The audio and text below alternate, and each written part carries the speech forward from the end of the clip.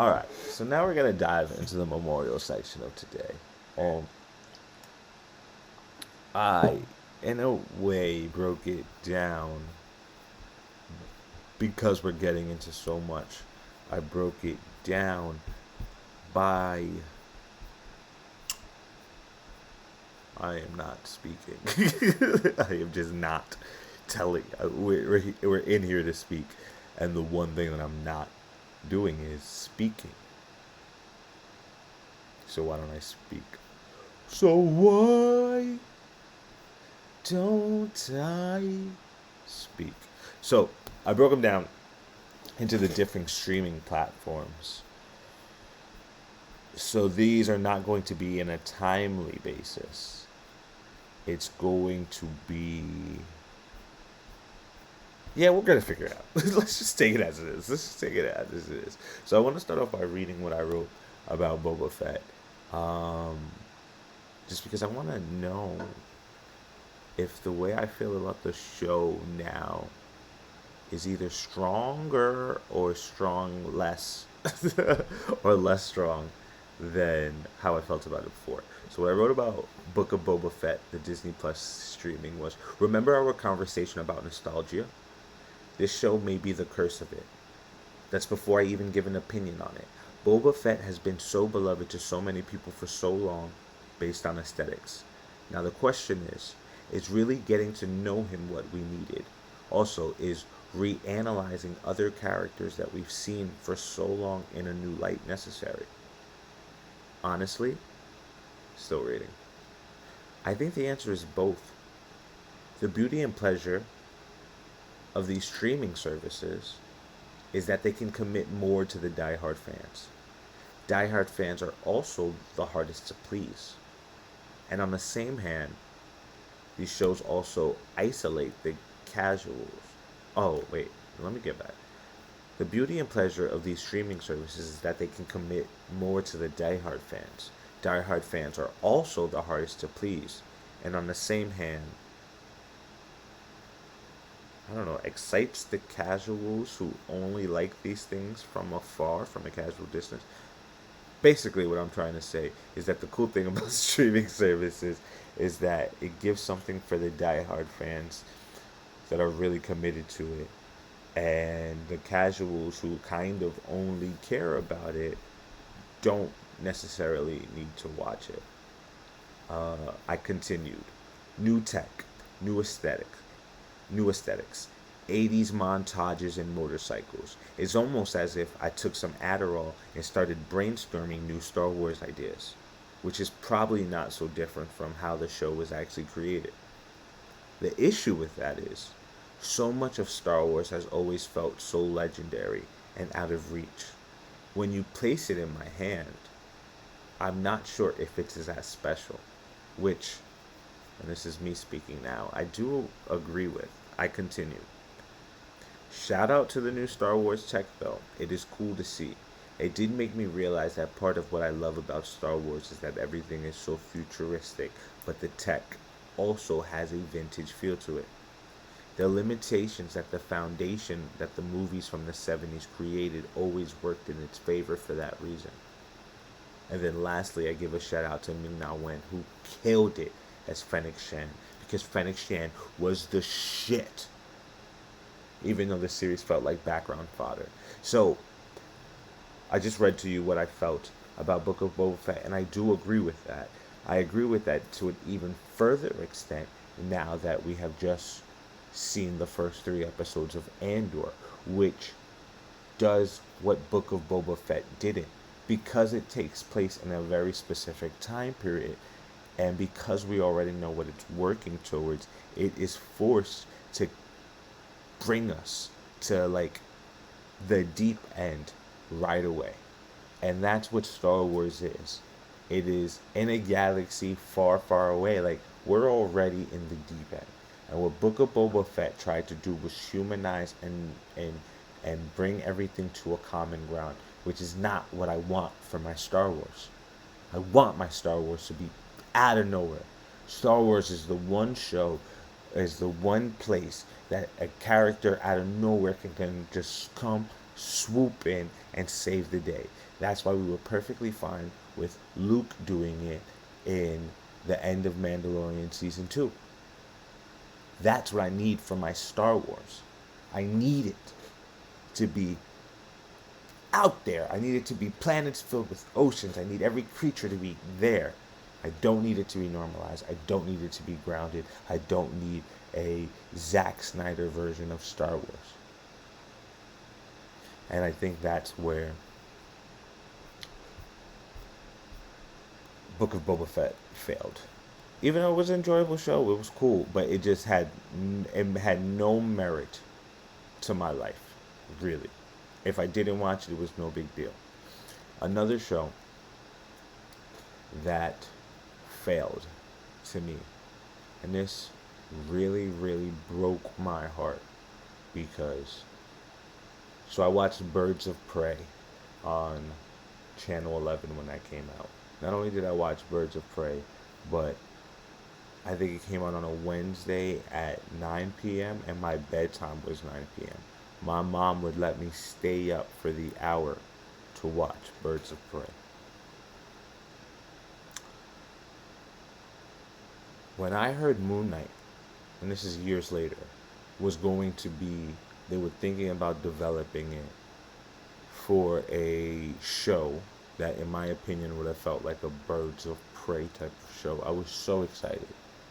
It didn't matter to me that it was going to be on regular television, just basically just a giant advertisement for 23 episodes, and that all of those shows suck for the most part. Didn't care, because I was going to get a Moon Knight show. Then years and years pass and we never get the show.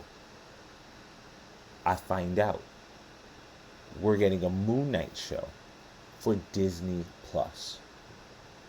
So all of the limitations that we would have gotten if it was a CW, Channel 11, UPN 9 type of show were gone.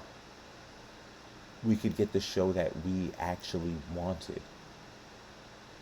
I was so excited for that. And the show was okay. I'm like the only person I know who didn't like it, but it was... Homie did a great job. Oscar Isaac is a great actor. For me, he's played two bad Marvel characters, which are also two of the greatest. But that whole on a boat, spirit world, friend becoming superhero, like, it was just so cheesy. Also, one of my biggest problems with shows in general is like they're like, we have to go to Egypt, and then the next episode they're just in Egypt. Like, the thing that I love about the MCU is how grounded everything is.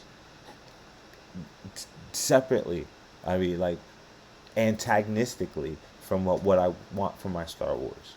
The thing I like about the MCU is that we don't go through all of the tropes that the comic book can get away with.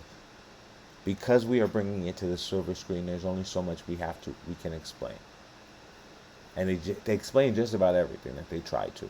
Sometimes it's a bad explanation, but they try to explain everything. And the thing about Phase 4 is I feel like those explanations are done. We're just in this world. Damn, this is sounding like a negative Manic Music Media Monday, which I try not to be negative on these things. I actually only want to be positive, and I only want to talk about things that make me happy. But we'll get to that. I do think Phase 4 is failing because that's what matters. That's what's so good about the MCU. It's not only the battle, but the 5 minutes after the battle when all of the heroes are standing there together. And what do they say to each other, and how do they laugh with each other? I just feel like that's gone. In Moon Knight, we have invisible creatures. Suits just popping out of nowhere. It's just, oh, this god, that god, worlds of god. It's just, come on. And I also think Thor, Love and Thunder did very similar. Doctor Strange is in the multiverse, and it did a better job at it. But I think the really incredible thing about Multiverse of Madness is that for me, it's more a Sam Raimi film in the MCU than a MCU Sam Raimi film. You know what I mean? Like when Tim Burton did Alice in Wonderland, it was like Tim Burton doing a Disney movie.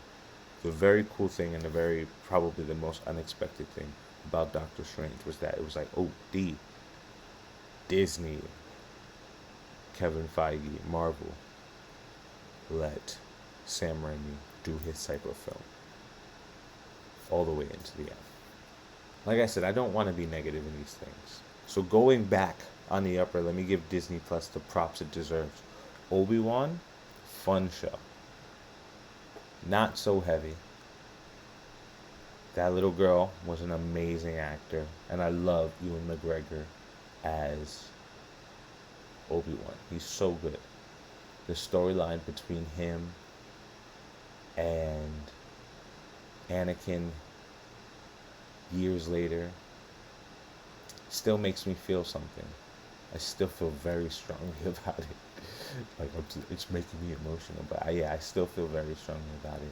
And then the whole thing with like those Sith sisters and brothers, like I don't follow this Star Wars outer canon that much. I haven't really played that many Star Wars video games except for that really one dope one for the Dreamcast. So that was cool to see. It was dope. I'm not mad at it. It was fun. And another show that I can very much give Disney Plus its props for was Miss Marvel. Miss Marvel does do a bit of what I just complained about with Thor and with Moon Knight. But the difference that Miss Marvel does understand is if you give me characters that I love that can fill in those gaps that I'm complaining about, that can be the answer to everything. It's the same reason why, in my opinion, Suicide Squad is far superior than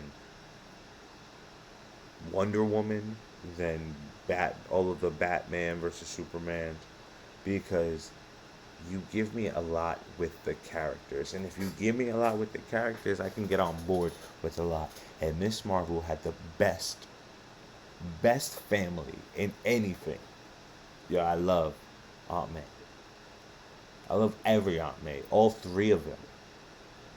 But Kamala Khan's family was incredible. My favorite part of the show is that one scene when the brother goes up to a person who lied about his identity, and he goes, "Do you even really like British Bake Off?" And his heart is so broken. And my heart was broken too. It is such a great show. It was charming. The first episode, the animation, it was like something of my dreams. It is the show I would have made if you gave me the chance to write a Miss Marvel show. And kind of it changed from where I thought it was gonna be. Miss Marvel is a mutant. What does that mean? Like, it was very exciting in all of the things that it did, and I applaud it all the way. The very interesting thing for me is how is all of this going to fit into the the movie, like the MCU world. Like, I don't see Kamala in it yet. It's going to be, for me, I know they showed footage at D23, but it's going to be strange for me to see Kamala Khan, Miss Marvel, and Rambo all standing next to each other. It's going to be weird for me to see She-Hulk standing next to Captain America or whatever the next movie that she's in. I'm all for it. I can't wait to see how it happens. But for me, it does feel like two different worlds. We saw Matt Murdock in Spider-Man as Matt Murdock. We didn't see Daredevil in Spider-Man. And the decisions that they would have made for Daredevil would have been very interesting if it was in the MCU. I think that's what's exciting about it. So, I do have my issues with Phase 4. Very much so. But, Disney Plus and all of these Disney Plus series are doing the job for me. And I'm here for it. Moving on to Apple TV very quickly. We're just going to talk about two shows quickly. There was a show called Suspicion that was like a British American combination show. I think it also played in BBC. It was good. It was like a fun Friday weekly show to watch. It was in a moment where I was really into all of the Apple TV shows that they were dropping. Two of them I think are in Purgatory, which I didn't get to finish. One of them is called Invasion, which I probably didn't finish because in those first, 2 or 3 episodes that I watched, one of the characters was terrible. My brother finished it, and he told me that it gets better. So I do plan on finishing it. So Suspicion fit right into there. Then Blackbird was different because I had never heard of it, and my first hearing of it was after it had already released, and people were talking about how other shows didn't live up to how good Blackbird was. So I just started watching it based on the opinions of people who I respect when they talk about this media game, and I had no idea what it was going to be about. And it ended up being a very cool story, jail story, interesting character story, and the fact that it was based on a thing that really happened is insane, actually. So if you haven't heard about Blackbird, not like this is a synopsis show, but I do think that you should look into it. It's about this guy, son of a cop, young kid, attractive, gets ladies, drug dealer, who gets arrested, goes to jail, and there's a guy who they believe to be a serial killer. He keeps admitting to his murders, but they actually don't have the evidence on him because he's a weird guy. But he has a twin brother who's a really attractive, cool guy. So they come up with an idea to partner this one guy with the serial killer so that he can get information on him for his freedom.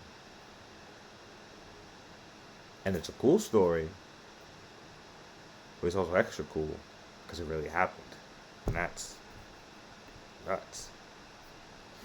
So, let's get back into reading another thing that I wrote in the month of February as I was getting ready to release Manic Music Media #7. We actually have 3, 4, 5 of those that we're going to read, and those might be the last of it, I think, no, that's not true. We actually have one for the film as well. So let's just get into these, because this is as we move on into the HBO Memorial section. The first show I want to talk about is Peacemaker. When I was reviewing Peacemaker in February, what I wrote was, like Boba Fett, this is another example of the beauty of streaming services. We get a movie that introduces a badass character. Then just mere months later, we get a show. The downside of this one is you, and by you, I mean James Gunn, gave us this absolutely ridiculous and out-of-pocket character that was so interesting because he was ridiculous, out-of-pocket, and lived in the area of gray. However, when you make a show, the main character has to be likable, at least in the mainstream's eye. For us to continue watching the show, we have to be into the people. That's why I stopped watching Girls halfway through, because when I started hating every single one of the characters, it wasn't a fun show to watch. Right? That's why Breaking Bad is so damn good, because they spend the whole time of the show trying to make the protagonist less and less good of a person. He's becoming evil, but we still like him because we love him as a character. So now we're faced with this thing where he's doing terrible things, but we don't want it to happen. Right? That's why we love Walter White, Heisenberg, Bryan Cranston. Peacemaker had to do the almost opposite, where it had to take all of these evil things about this character and it had to explain them why, and then it had to make him get past that. Well, when he gets past that, is the character still interesting? Well, maybe if I'm really invested in it, but also there's a chance that it's not going to be. And I do think that they were able to successfully make me invested enough into it. But I do think it was a rough thing. If the show wasn't so just hilarious and over the top and crazy in a way that a James Gunn film is, I think it would have been a lot harder to digest. But it was all of those things that I just said it was. And John Cena killed it, and he was great. Moving on to Euphoria. So it looks like I wrote this after the first episode of Euphoria, so we don't really get to dive that deeply into it. I'll give you my opinion on the whole season. What I wrote in February was, I'll be real with you. It's been so long since Euphoria's been around. Though I did think the 2 standalone episodes from last year were a really creative way to keep the story going while on hiatus. But as I was saying, it's been so long. Oh, but because it's been so long, I either forgot how fast-paced and connected the show was, or I very much like the rhythm that the show has taken on to. Okay, giving my opinion now, I think the show was probably always that fast-paced and that connected. I think it had just been a while since I had watched Euphoria. I should have gone back and watched the first 2 seasons. And as I was watching the last season that premiered, I did catch glimpses of what happened before, and I went, damn, like, oh, I forgot that happened. Okay, this show has been hardcore from the beginning. There's a moment, because the final 2 episodes of Euphoria season 3 were a like kind of a 2-part episode, and when one ended and the second one and then the second one started for that week in between, there was a moment where all of America was talking about Euphoria for the first time. I think a lot of people had never watched it, had never got into it, and that was the week where everybody was like, nah, you have to watch this show. And it's understandable, just so well made, creatively, beautifully. Characters are so interesting.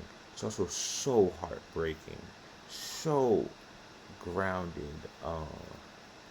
It finds moments of joy and beauty in really dark places.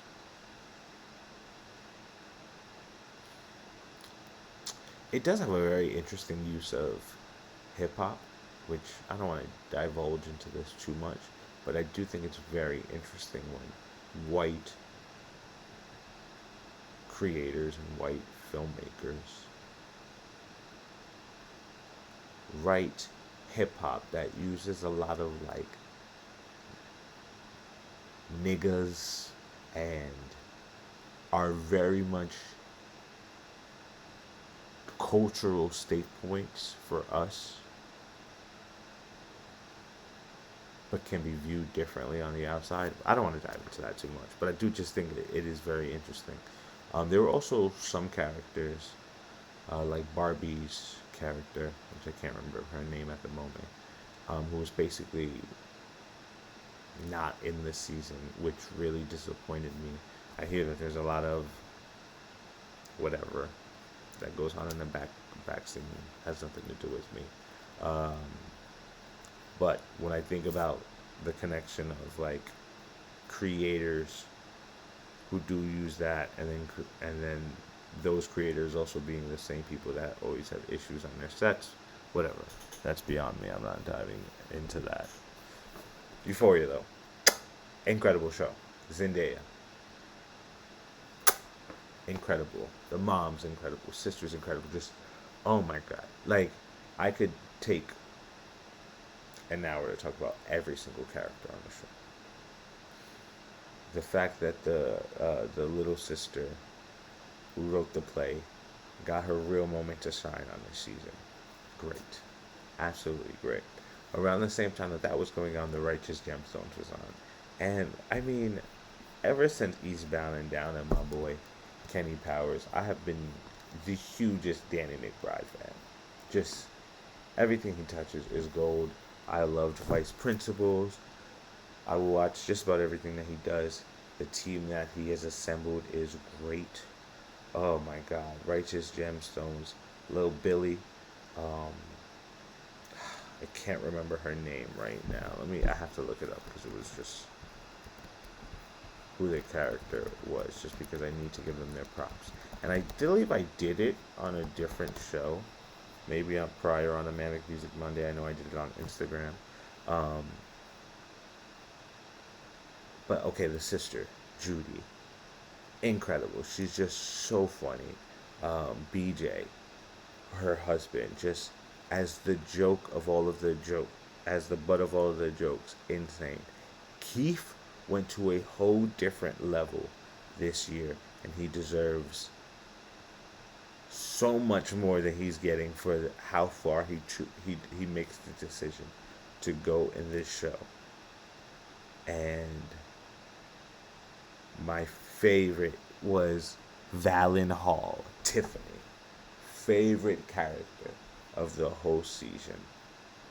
She's pregnant, so sweet, so funny, so dumb, played perfectly to Valen Hall. Oh, just incredible. I could not say higher things. I could not give higher praises. I can't wait for the next season. I can't wait for anything else that Danny McBride does. Because Righteous Gemstones, so good. So good. Now, the next show that I'm going to talk about, actually, before I talk about something long, I'm going to skip the next one I was going to talk about and talk about this. So, DMZ starring Rosario Dawson, based on the graphic novel. I love Rosario Dawson.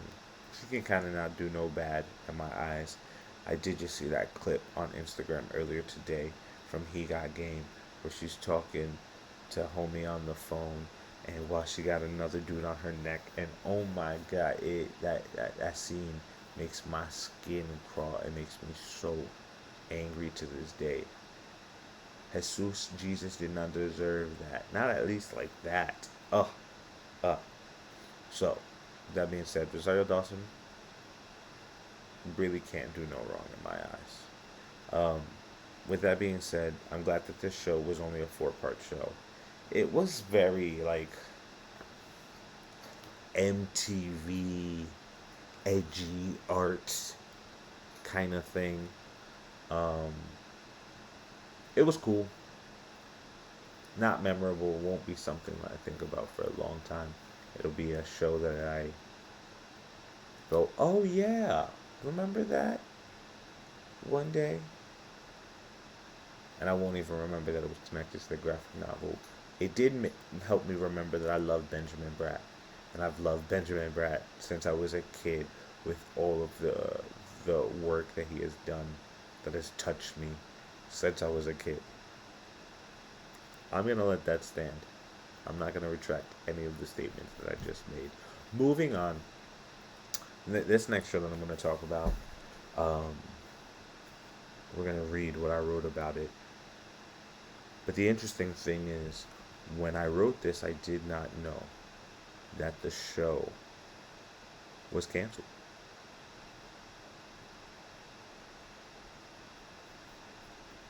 And it's now canceled. That one's called Raised. by Wolves. Hold on, I'm getting some.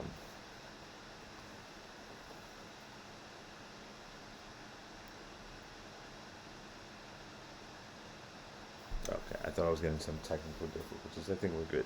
So this show is called Raised by Wolves, and it's created by Ridley Scott. I'm pretty sure we've talked about it on this series before. All right, let me just read what I wrote back then. What I wrote in February was season 2 of this strange sci-fi retelling of future Bible stories, and that's the best thing I can explain with the story. I'll admit, for HBO Max, sometimes the graphics lack. That's probably the most surprising part than anything about the series. Um, but my favorite parts about the series are the scenes that make you question, what is humanity?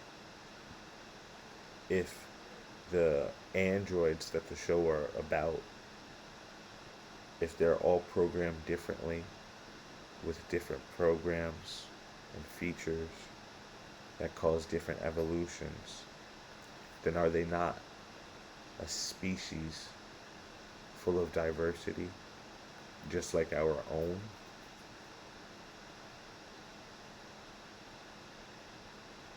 That's the question that this show asks. That with random sci fi creatures. It's a total Ridley Scott piece. And it works more often than not for me.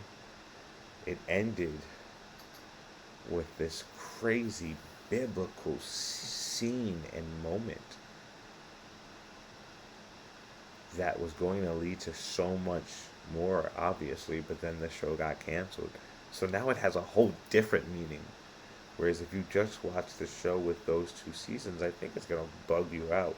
It might even be better as a half told story, because since we never get a resolution, the meaning of the story is different. Interesting. I'm going to miss it. I'm also not surprised that it was canceled, but I did enjoy it. These 2 other shows, let's talk about them in combined, because they are 2 shows that not many. I don't think I've spoken to anybody else who has watched them. They are 2 shows that are very much held together by a strong couple, a male and female co-star and lead that holds the show together and takes it to new heights. Those shows are Made for Love, which, let me look up the characters for that show too, because if I'm gonna speak so highly about it, let me at least know who I'm talking about, right? And these actors are very popular. Come on, there you go. Where's the cast? Give me the cast. Give me the cast. So you'll know them. Um, no, you didn't give me the cast. You gave me images, but I wanted the cast. All right. So yeah, I mean, all right. We'll just talk about. So Ray Romano kills it. He's just so good in the show, and the fact that he's playing like a old. He's not a pervert, but that's what they want you to think he is. Um, it's sweet. It's endearing. Hazel is an asshole. She's such an asshole. Um, but so endearing and so charming that I like her regardless. And it's almost the same for Byron. Byron Gogol. Such a Mark Zuckerberg jerk of a character. But I still found myself feeling bad for him. And feeling like, well, maybe y'all deserve each other anyway. So it's interesting to see where the show is going to go. I hope it doesn't get canceled, because I really, really enjoy it. I think it's really smart. I think it's really quirky. And I think it's just, if you're into tech, almost in a way like Silicon Valley was just brought up interesting conversations about tech and interesting questions about tech without giving an opinion on it, but really just raising up like, what if this happened? What if that happened? I think it's really cool. And Minx. moving on from Made for Love. Minx was a show that all of the trailers, all of the promotion for it made me so excited about it, but nobody else was talking about it. Nobody else was thinking about it. I also think Jake Johnson is a really great actor who does a lot of really great things, but is also like kind of just a background guy too. Was he on The New Girl? Is that a thing? Am I making that up? I know he was on Let's Be Cops. Okay, he was on New Girl. So maybe he is a household name because he was on New Girl. Um, but he's very much made the transaction to actor. Sometimes I just see him like in the background of things. Like I think he was in one of the new Jurassic Parks. It's just one of these stereotypical bullshit roles. Even though I'm sure he made a lot of money for it. So shout out to him. I'm not mad at him for it, but I'm just saying. You don't see him in so much, but he's a very good. He's very good at what he does, and him partnered with Ophelia Lovebon. Ophelia Lovebon. Do I know her from anything else? She's in Guardians of the Galaxy. Oh, she's the yeah, that character. It's like the like servant girl of the collector, right? That's just dawning on me right now. Well, Ophelia, who played what, Nancy Prigger? Joyce Prigger. I think I had a Spanish teacher called Nancy Prager. I wonder what's going on with her. She was so mean.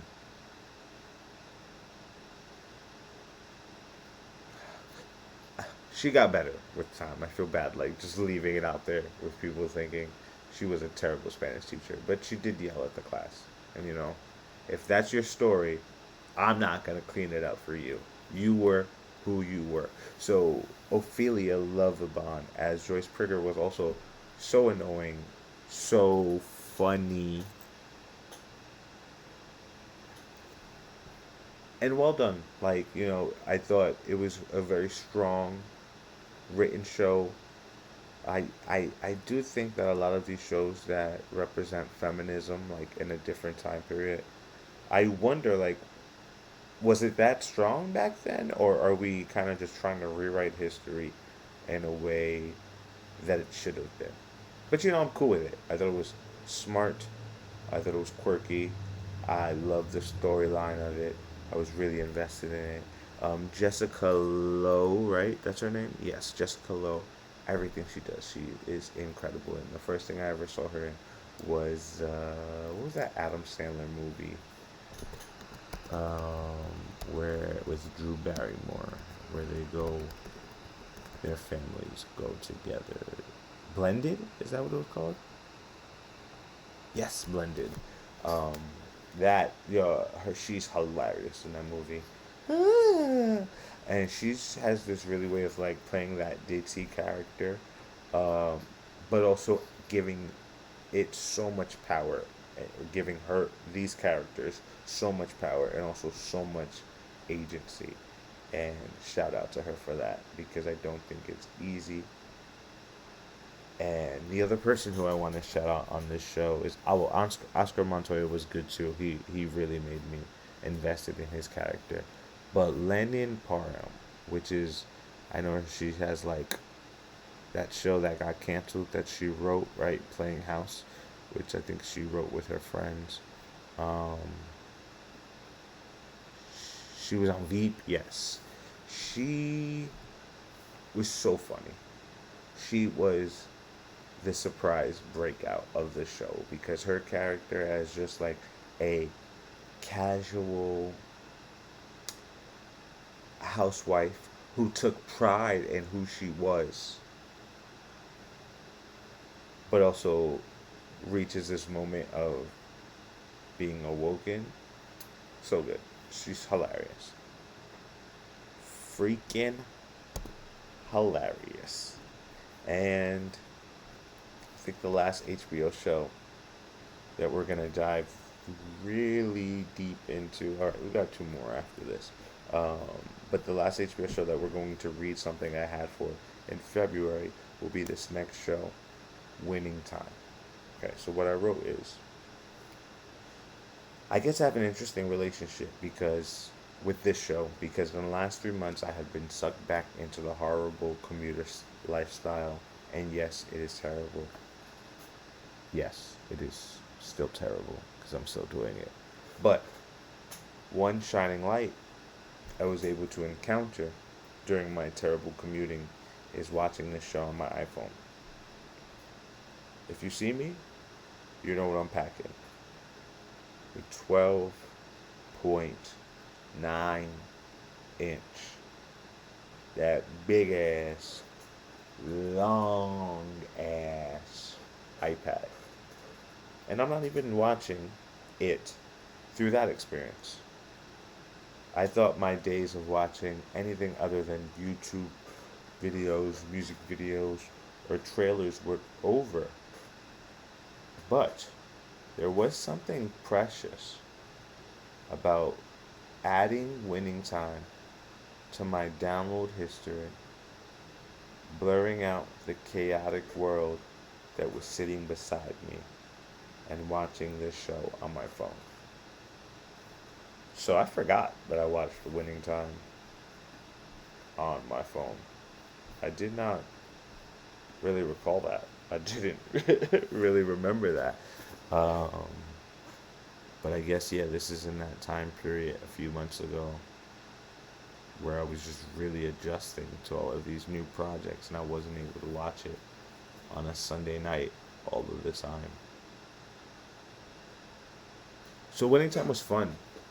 Basketball show. I hear Magic Johnson didn't approve of it, so I do always think it's interesting when you get these shows written and created by, and the people who actually live the things want nothing to do with it. It always makes me wonder, how much did they get right? How much have they gotten wrong with the show? But just in the way that it was stylized, it was just a really cool show to watch. Different mixes of medium. Uses modern songs, even though it takes place in the 70s. Also, just the way that it focused on different characters. It had moments where I was like, I can't believe that this really happened, and I would have to go Google true moments of history and go, oh damn, wow, like life really is as this crazy. They're not making this up. This is really what happened in the confines of the real world that we live in. And that is so shocking, but it also made so much sense as to why this is the perfect story to make a show about. And I do think that it was. I also think, like, maybe I'm born in '91, right? So by the time I was 4 or 5 years old, basketball was the hottest thing in the world. And maybe I take for granted, or I'm just ignorant, that it wasn't always like that. That once upon a time, not everybody in the world watched basketball. And the fact that they are telling the story about how that change happened awakens a lot of things for me. It makes me recontextualize how I perceive things in life, how I perceive things that happened before me, and how fickle things are, right? Like, in my mind, some things are concrete because they've all I've ever known.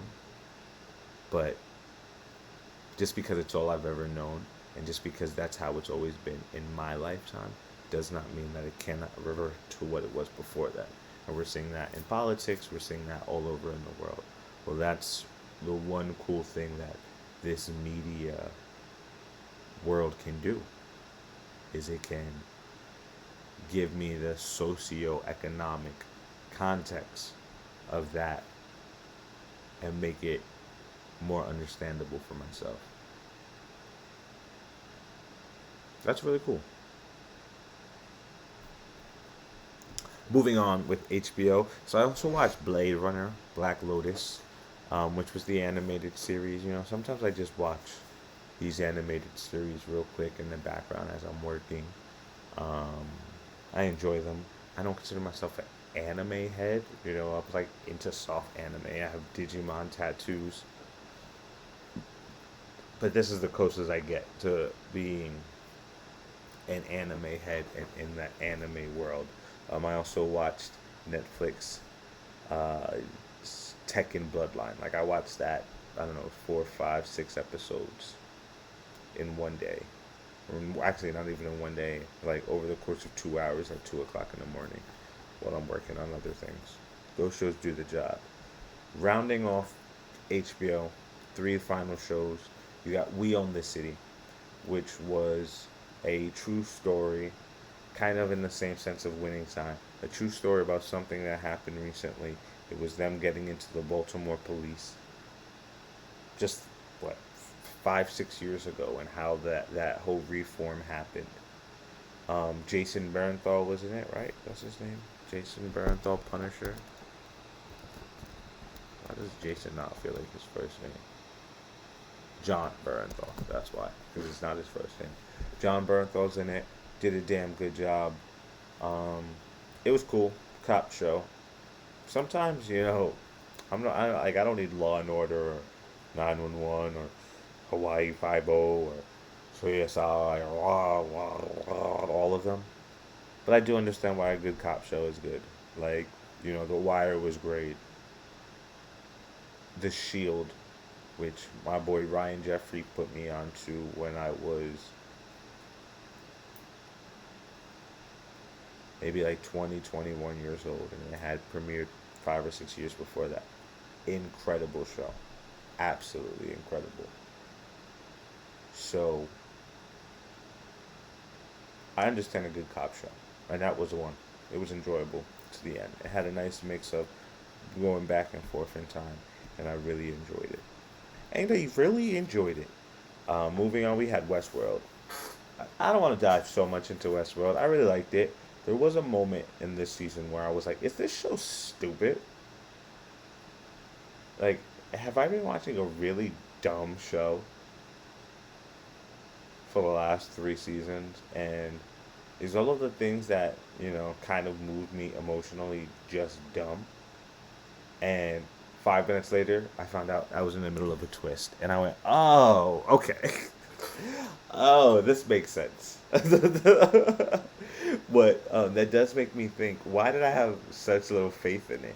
And the reason is, I have no idea where the show's going to go. And it feels like they have no idea where it's going to go either. They're just playing out and figuring out what's cool. Which is cool. The show's great. But it also doesn't feel like there's no expiration at the end of it, right? Like, I think where we are in the world, they've killed all of the people. Not only did they basically kill all the people, but they did it 25 years earlier than when we find out that they did it. So it's like, whoa, all right, well, you already did that. Like, how much worse could it get? It's already horrible. It's already the worst. And now you have all the power in the world. What else could happen? So I do enjoy Westworld, but it when you speak about television, you'd expect that to be one of the highest spoken about shows, and not in my look.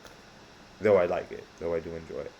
The last HBO show we're going to talk about, which just ended a week ago, and it's maybe my favorite show of the year, is Industry. Damn it. I love this show. I love this show in the way that I love Succession. But Industry almost feels better because it's our little secret. Nobody else is watching it. But it is an unspoken gem. And I love the actors that are in it now, because I follow them, some of them on Instagram.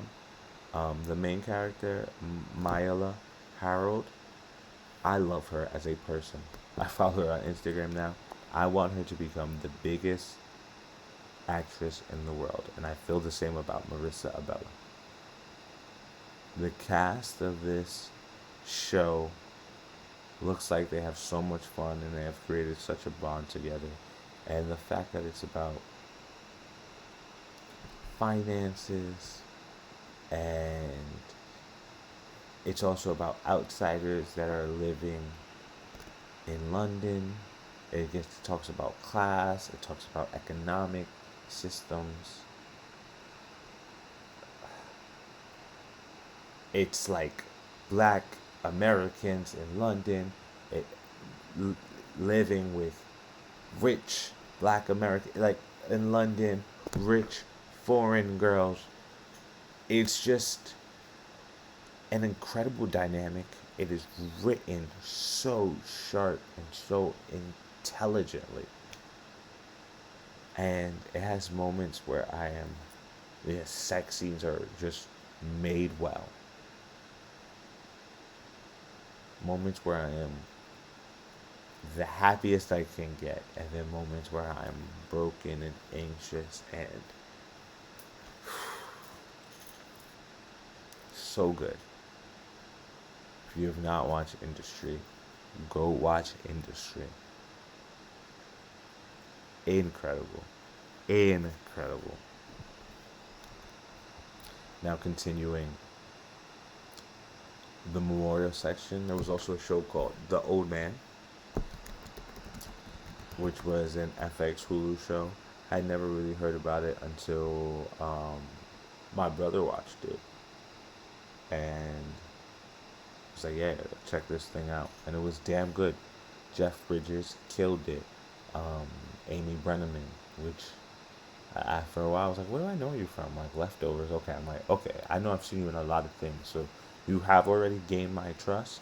But you also feel different in every series you do, which is great too. John Lithgow killed it, you know. He always plays kind of the same kind of character, but then he puts it in, it's put in different circumstances and it gets a different reaction. And then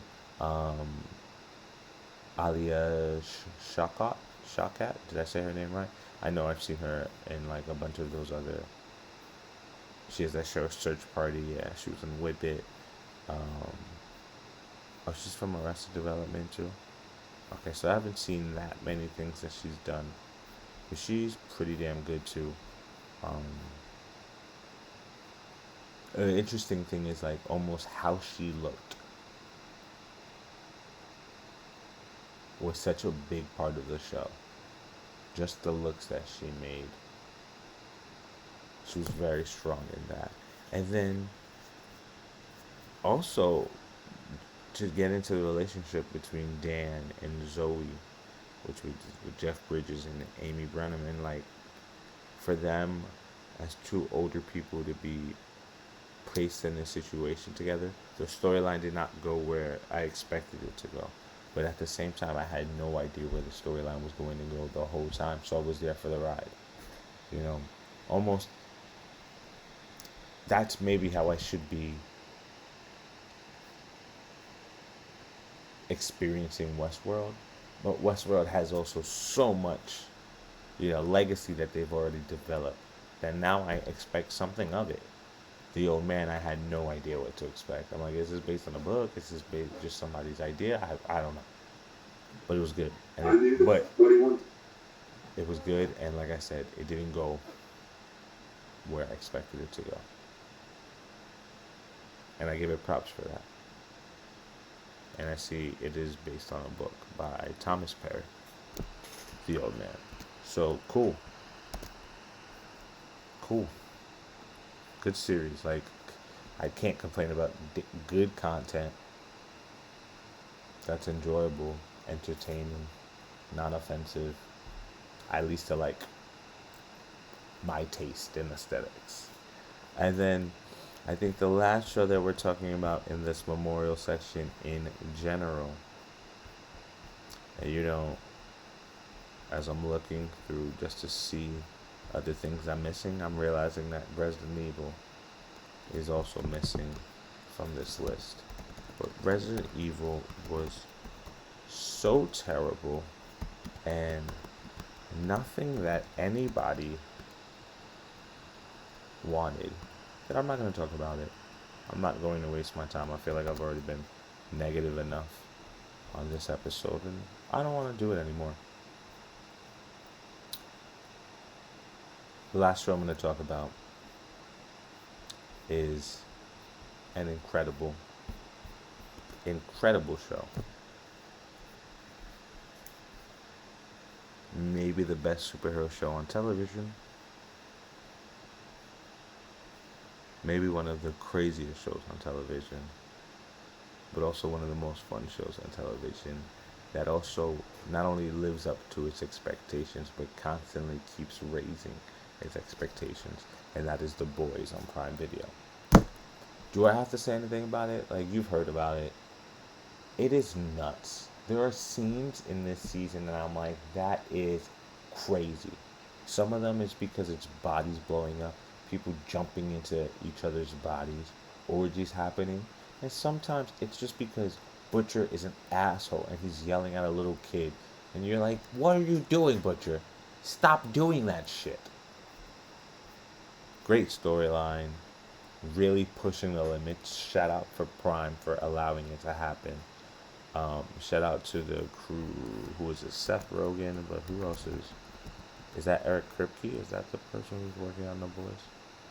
Yeah, right. It's Eric Kripke. Like, shout out to him. Killed it. He's killing it every season, and I can't wait to see where it's gonna go. Jensen killed it this season. Anthony Starr, I feel bad.